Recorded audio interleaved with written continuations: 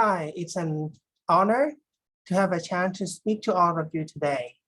The topic for today is the COVID-19 and narcolepsy. So let's start.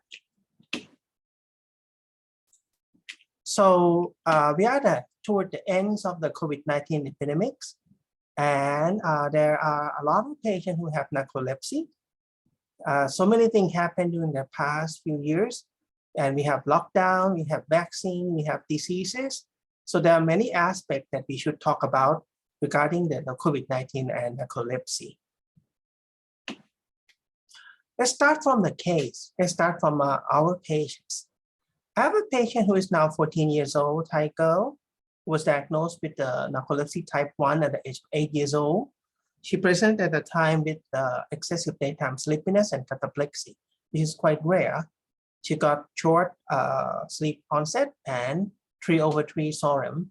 So she was sent home with methylphenidate, sleep hygiene and everything, and also eventually increased amitriptyline at bedtime. She's an average student with like a little bit of emotional outbursts when she was at school. During the COVID-19, when there was a lockdown, she still received her medication and got 2 doses of Pfizer vaccine. From the May 2020 until last month, she received online school at home. Interestingly is that her school performance improved and she reported that she felt better. She took the liberty of changing the medications because we didn't have a chance. We call and talk mostly to her mom and they just report she's getting better. So we didn't go into the details. Last month she showed up and then she said, I changed my medicine. So I wake up, I'm pretty sleepy. So I take 1 tablet. Normally she take 2 tablets in the morning, 1 tablet at noon, to continue the whole day schoolwork. But she now said she take 1 tablet at 7. So she can wake up, eat, talk, and do everything. Then she take a little nap, a little more, 8 to 9 a.m. When she wake up, she take another tab. And then she delay her afternoon dose until like 3 o'clock in the afternoon. And she said, this is much better. And she said, I'm going to have it any other way. So I'm not so sure like how many of you have the same experience with me. That this patient seems to love their school lockdown. I'm a pediatric neurologist, by the way. So regarding the vaccine, her parents has actually called me. And I say at the time, last year was a Delta viruses. My parents actually, both of them were admitted with the COVID-19 pneumonia and not so bad, but at the time when she called, I just said like, you know what, you're old enough, more than 12 years old, you go ahead and take your vaccine. I'm looking up the recommendations. Up until now, there was a little fear because we all know that the narcolepsy is related to immunologic system. In 2009, there was H1N1 infection. And then in China, I'm not sure about in Vietnam and also in Sweden, I believe there was a outbreak of narcolepsy. In China, it's related to the H1N1 infection, and in Sweden, I believe it's related to the pandemics, which is like an adjuvant vaccine for H1N1. So we all know that this could be a potential problem, but since COVID-19 is such a serious disease, in adult, definitely you take the vaccine. In pediatric, up until this Omicron infection, we felt that, we don't have that much of the disease in Thailand. But we tell them that, there's really, strong evidence that vaccine had a bad effect. And they were quite a different vaccine compared to the pandemic's vaccine. So we encourage her to take the vaccine anyway. This one is the Narcolepsy UK recommendations, which also say there's a potential stimulating immune system, but this is a different immune system. So they say take the vaccine. For the European Narcolepsy Network, or EUNN, they say there's no evidence of vaccine increase the risk of developing narcolepsy. And in patient who was diagnosed with narcolepsy, narcolepsy symptoms may worsen after the vaccinations. So again, they still recommend that go ahead and take the vaccine anyway. So that's what we do with our patients. Right now, in Thailand, they call 608, meaning like a 60 years old, 8 disease like obesities, epilepsy, bedridden, and also stuff. What relate to us is a severe epilepsy. We definitely give them the vaccine because something did, lost their life. Narcolepsy, because of their lack of serious side effect, and there's really no such a strong documentation that patient have permanent bad side effect. We give them the vaccine anyway. This one case I can look up, that the vaccine, the COVID-19 vaccine, could trigger relapse of secondary hypersomnia. This is a case report from China. They say there's 19 years old female who already had the secondary hypersomnia due to infectious mononucleosis, but already recovered. But when she received the COVID-19 vaccine, she had a persistent daytime sleepiness, and then they confirmed the average sleepiness scale of 15 with the MSLT of 1.3 minutes with no SORM. So they give us a little warning that, if the patient already have like hypersomnia for other causes, we might just have to be vigilant and tell them that, COVID vaccine may potentially trigger the relapse of hypersomnia. I don't have a case, and I couldn't find a report of something like the Klein-Levin syndrome, but I would be looking forward to a case report, or anybody who have this experience, please share with us that whether they have the trigger of a Klein-Levin with the vaccinations or the disease.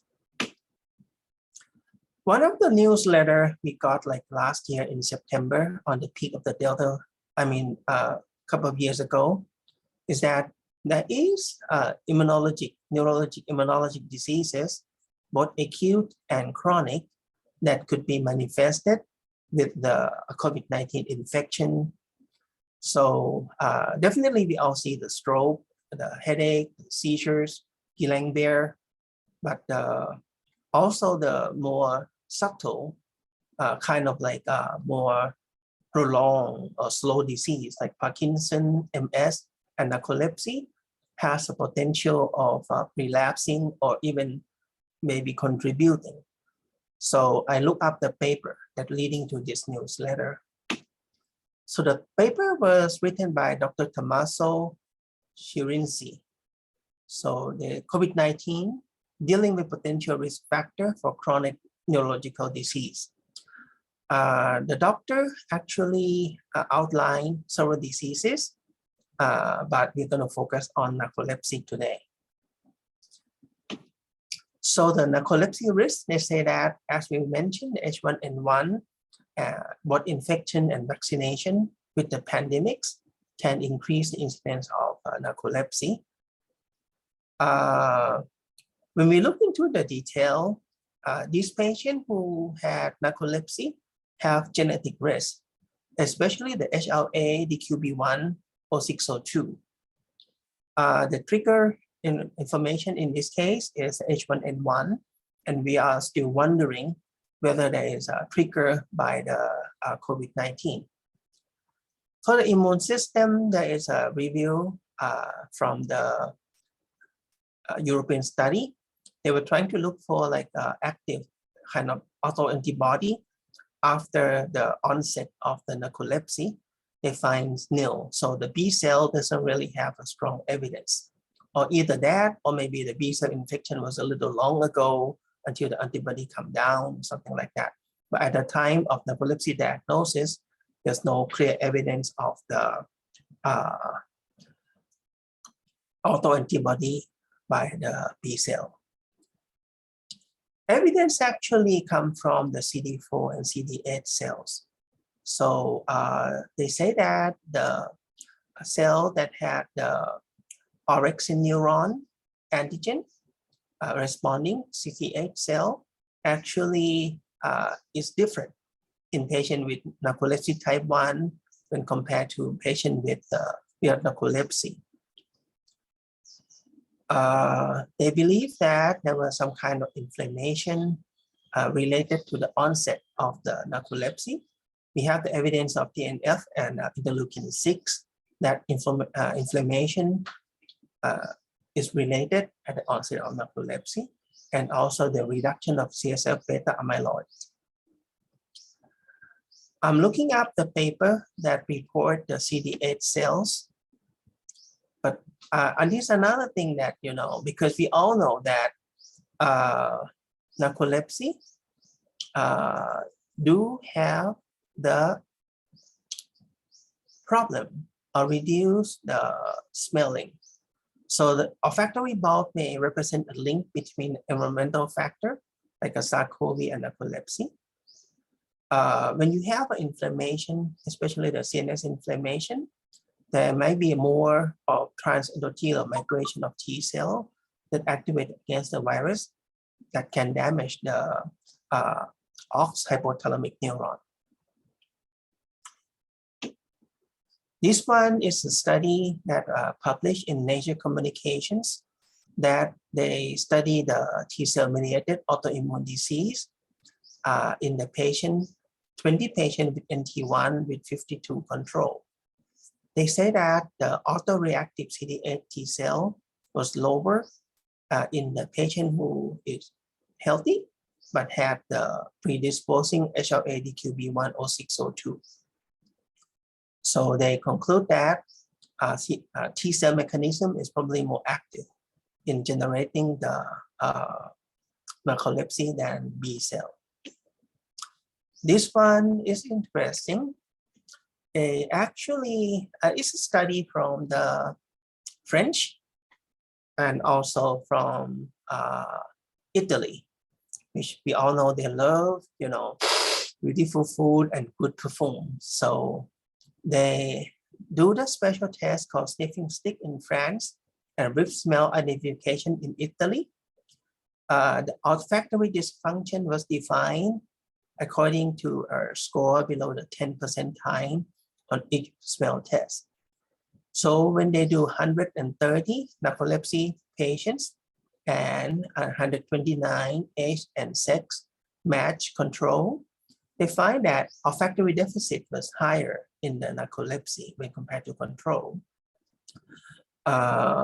This patient doesn't really have anosmia, so you couldn't just use a regular, okay, smell coffee. Can you smell coffee?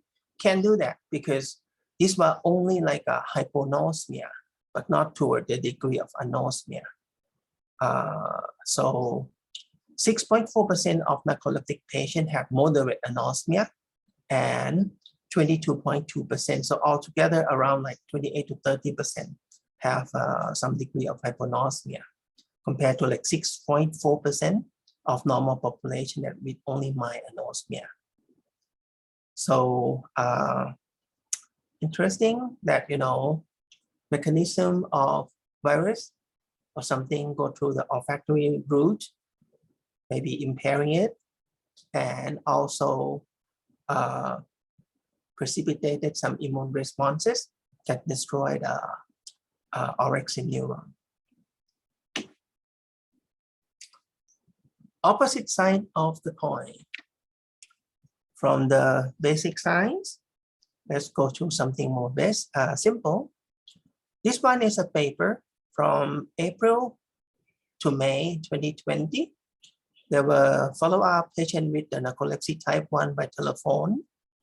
And when they call, this is an adult study. So they say some of them still working, some of them working at home, and some of them lost their job.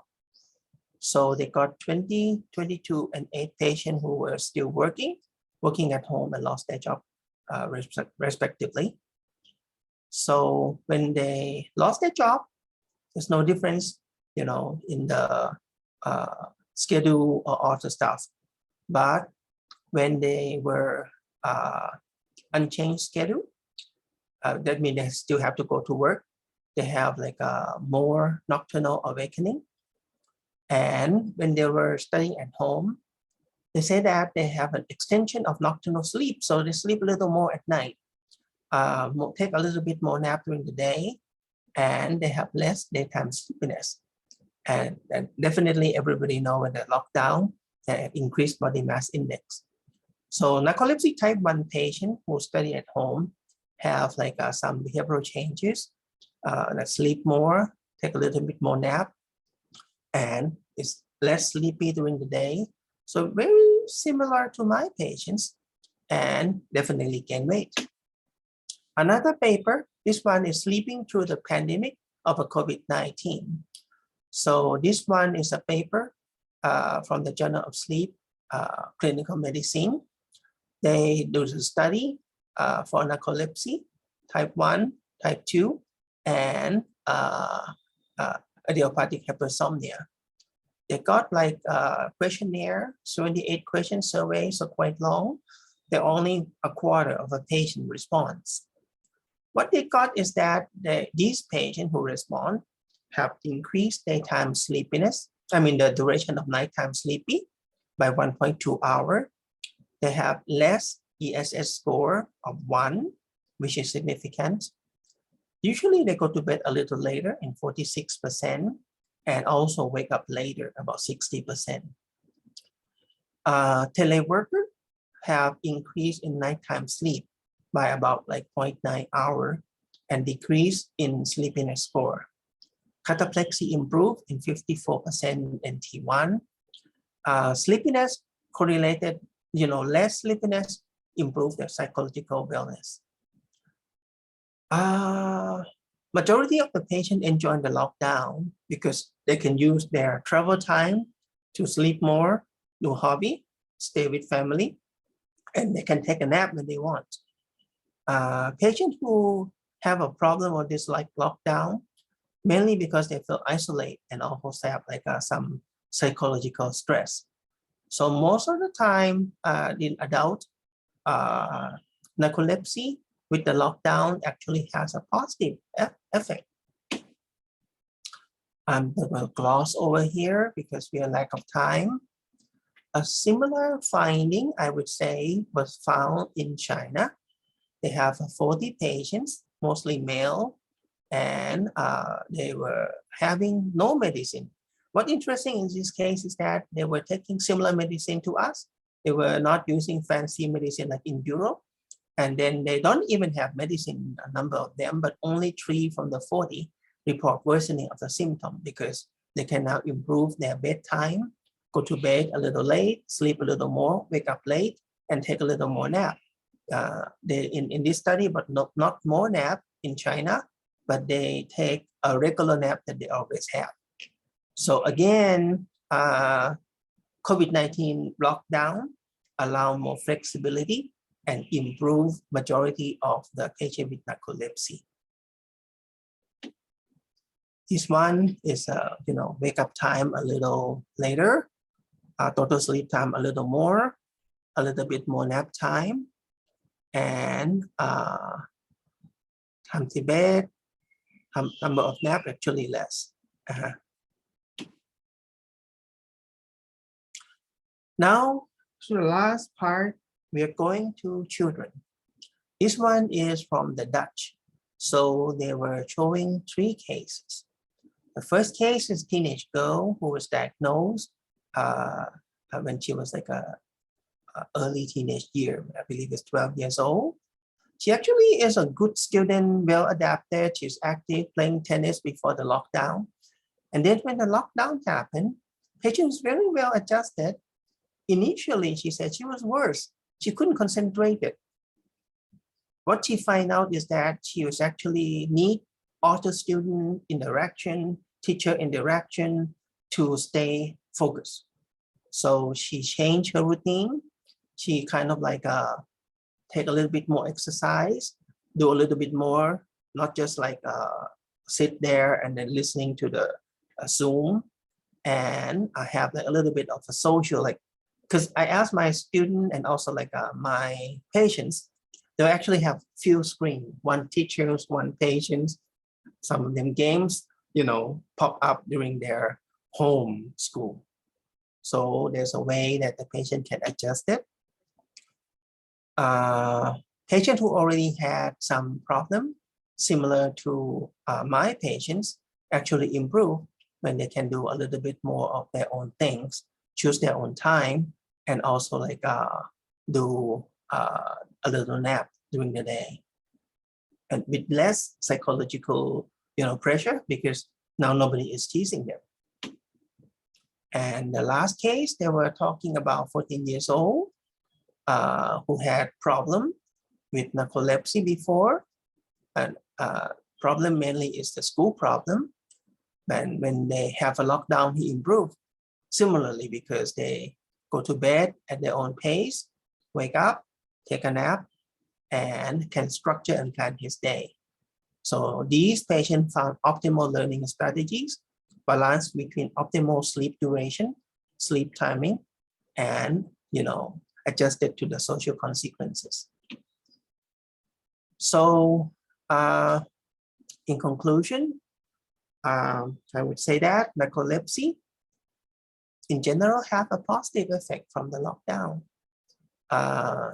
When there is a problem, please take a look at what they call like a seed cover, meaning like a environmental clue, social interaction, teacher interactions. Is there this thing missing? Then add it back to them. Encourage them to do a little bit more exercise, and then they can go along with their life pretty well during the pandemic lockdown. And last, for the vaccine, to the best of my knowledge, take it at the moment, because now we have a lot more pediatric MIS-C and also Omicron infection in Thailand. Thank you for your time.